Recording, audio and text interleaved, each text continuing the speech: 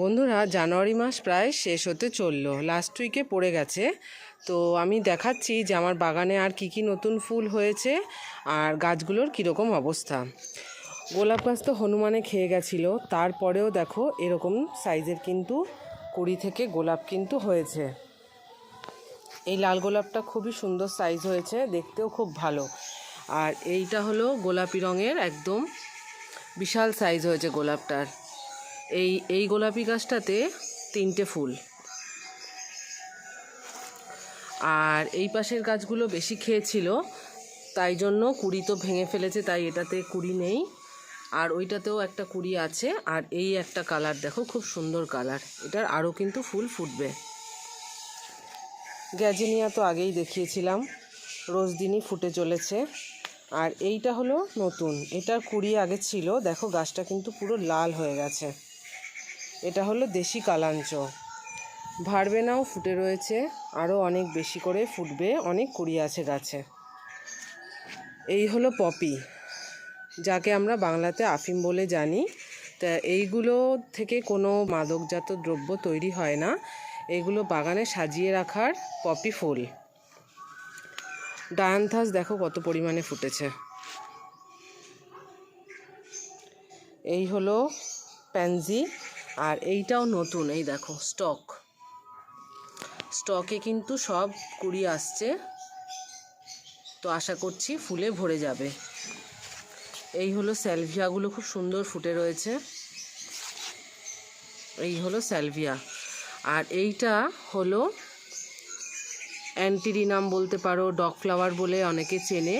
কুড়িতে কিন্তু গাছ এখন ভরে গেছে এই গাছগুলো। আর এই পেছনেরটা হলো ন্যাস্টারশিয়াম, ফুলে ভরে আছে গাছ। আর এইগুলো তো পিটুনিয়া। আমি এই আজকে 20-21 দিন বাদে গাছগুলোতে আবার একটু ভার্মিকম্পোস্ট আর হাড় গুঁড়ো মিশিয়ে দিলাম মাটি খুঁচিয়ে এখন। আর এই ডালিয়াগুলো বিশাল সাইজের এক ডালিয়া হয়েছে। পরশুদিন সরস্বতী পুজো, এই ডালিয়াটা দিতে পারবো। আর এই সব কটা ডালিয়াতে দেখো কতগুলো করে ডালিয়া হয়েছে। গাছ সেট হওয়ার পর মাটিতে ওই 20-25 দিন পর পর কিন্তু ওই ভার্মিকম্পোস্ট আর হাড় গুঁড়ো মিশিয়ে দিলেই কিন্তু হবে, আর কিন্তু কোনো খাবার গাছের লাগে না। গ্যাঁদাগুলো অনেক দিন ধরে ফুটে রয়েছে, বিশাল বিশাল সাইজের গ্যাঁদা। আর এদিকে বোগেনভেলিয়াগুলো ফুটতে শুরু করেছে। এবার আমরা ওই দিকটাতে যাই। এই তো এগুলো হলো চেরিগোল্ড, গাছ ভরে আছে ফুলে। ইমপেশেন্স, এই যে এইটা নতুন ফুল। এই দেখো হলিহক, এই দেখো মাথায় পুরো কড়িতে ভরে আছে, মানে 7-8 দিনে পুরো গাছ ফুলে কিন্তু ভরে যাবে। হালকা গোলাপি সাদা, এটা সাদাও ঠিক নয়, সাদার মধ্যে একটু গোলাপি টাইপের কালার রয়েছে। এইটার কুড়িটা একটু ডিপ কালারের দেখা যাচ্ছে, ফুল হলে বুঝতে পারবো কি কালার। আর এই যে এইদিকেও গোলাপি। এইগুলো দেখো গাছের মাথাগুলো, এইগুলো অ্যাস্টার, গিজগিজ করছে ফুল। এবার আমি সামনের দিকে এগিয়ে যাই। এই দেখো জারবেরা, মানে কত ফুটে রয়েছে। এবার এইখানে দেখাবো হলো ক্যাপসিকাম। এই যে ক্যাপসিকামগুলোর বিশাল বিশাল সাইজ হয়েছে, বিশাল। দেখা যাচ্ছে না, গাছ মানে ঢেকে গেছে। এই যে ক্যাপসিকাম, এই দেখো 3 ইঞ্চির টবেও ক্যাপসিকামের সাইজ দেখো। এই যে, আর এইগুলো কসমস, ফুটেই চলেছে। আজও প্রায় 100খানা শুকনো ফুলের কড়ি আমি ছিঁড়লাম। আর একটা নতুন হলো এই যে গ্ল্যাডিওলাস।